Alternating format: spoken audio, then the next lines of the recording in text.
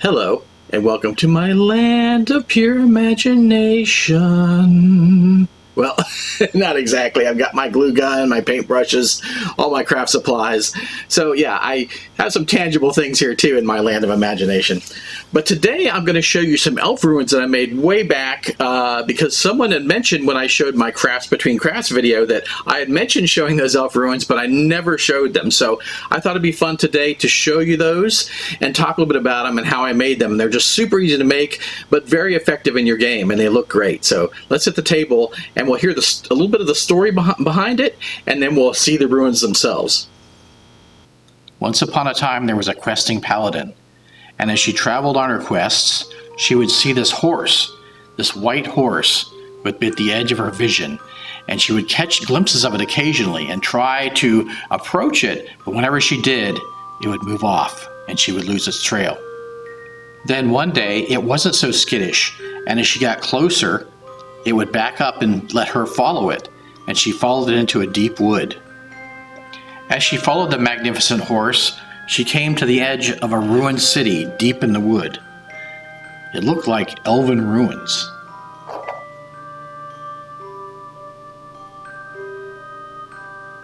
As she wandered through the sad and broken ruins, she saw the horse waiting for her near the center. The paladin realized that this magnificent creature was actually a prince, a cursed elvish prince, and she was able to break the curse. And the sad prince came into being and realized the years he had lost. His city was gone, his people were gone. He gave the paladin his elvish magic ring as a reward. But she took pity on him and took him to other elves where they would take him in. He also became a great asset to her and the party later on, as he had a lot of ancient lore, and it was realized through other elves that he had a lineage that went way back to make friends and alliances with many other peoples. So he became a huge asset to the party as well as a friend to the paladin. The story of these two really inspired me to make this terrain. I wanted to do something different that wasn't just your normal gray kind of ruins, right? Which is mostly what you see. I wanted to have it very bright, okay? So first I made these pillars, which are just wooden pieces with plastic unicorns glued on top. These are just unicorns from the Dollar Tree. And I painted it like marble. I think those came out really, really nice. I'm really happy with those. I also did this base, and this is for the statue that I have, and it's just foam core on a cardboard base with pencil shavings for the greenery. And so here is the statue, and it's just a Disney princess that I printed up like dirty marble. So I thought that really worked, and she actually looks like an elf, so I thought that was perfect. At the center of the ruin, I wanted to have this kind of pillar thing with a spiral staircase that had broken and kind of a landing pad here. And it looked really nice, and she met the horse in the center there. Now with this is just a toilet paper roll. This is just foam. The stairs out of foam core, cardboard base. It's got pencil shaving greenery, and the vine on here are just string soaked in glue and pencil shaving. So it just made a nice vine on that, and that's all this is to it. This is a really cheap, and it was super easy, and I just painted it like marble, you know, with the white and the gray, and then I add some dinginess to it. But yeah, that's all there is to it. And with the foam core, you can just push into it and get those designs, and that's how I got that really nice design on the steps and the top there. The rest of the terrain are just variations, you know, so this has a lot of the same techniques as the other piece.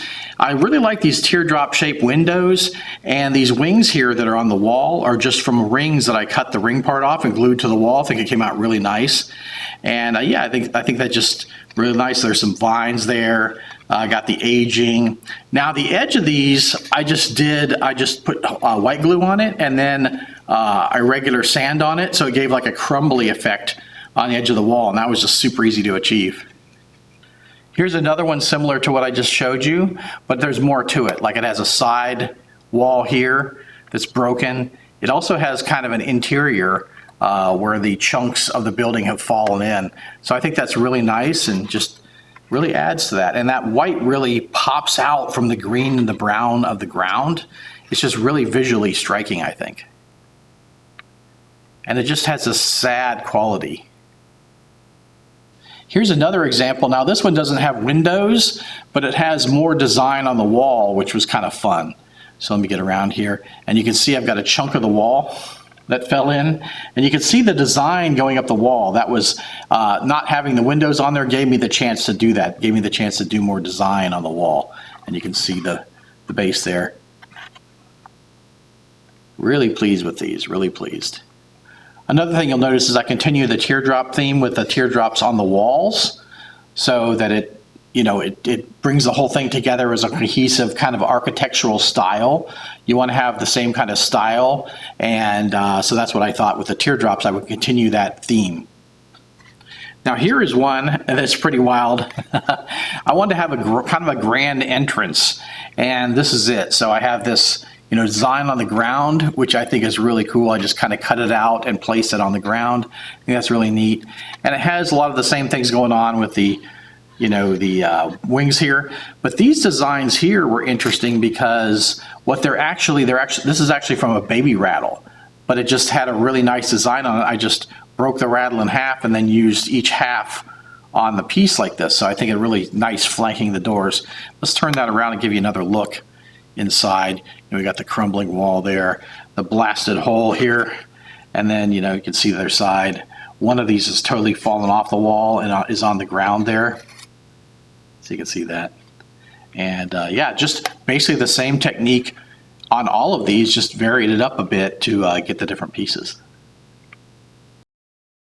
Hey, there was one last thing I wanted to show you, and it was this Elvish boat. Now, I did do a video on this boat, but basically it's just foam core, it's cardstock bottom, and I just carved into it with an ink pen, painted it gray and off-white, and I think it really gives a nice effect, on the boat. Now, to get this shape, it's easy because you can just use the hot glue, and it dries so fast, it hardens so fast, that you can get these fun shapes.